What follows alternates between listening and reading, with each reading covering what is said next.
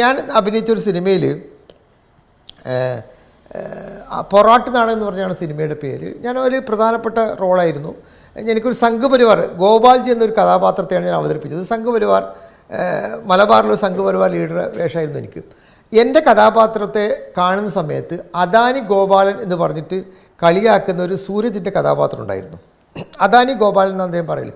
ഞങ്ങൾ cinema shoot ചെയ്യുന്ന സമയത്ത് അദാനി ഗോപാല എന്ന് പറഞ്ഞിട്ട് എന്നെ കളിയാക്കുകയാണ് അയാൾ ചെയ്തിരുന്നത്. സെൻസർ ബോർഡിലെത്തിയപ്പോൾ, തിരുവനന്തപുരത്ത് റീജിയണൽ സെൻസർ ബോർഡിലെത്തിയപ്പോൾ ഈ അദാനി എന്ന പേര് ഒഴിവാക്കണം എന്ന് പറഞ്ഞു. നമ്മൾ ദൈവത്തിൻ്റെ പേരൊന്നുമല്ല കേട്ടോ, അദാനി എന്ന വാക്ക് അദാനി ഗോപാല എന്ന് എന്നെ വിളിക്കുന്നത്, ഗോപാൽജി എന്നാണ് എൻ്റെ കഥാപാത്രത്തിൻ്റെ പേര്. പൊറാട്ട് നാടകമാണ് സിനിമ. ഇപ്പോൾ അത് പിന്നെ OTT അവൈലബിൾ ആണ്. അദാനി ഗോപാല എന്ന് എന്നെ അയാൾ വിളിക്കുന്നത് അത് സെൻസർ ചെയ്തു, അദാനി എന്നുള്ള വാക്ക് ഒഴിവാക്കി.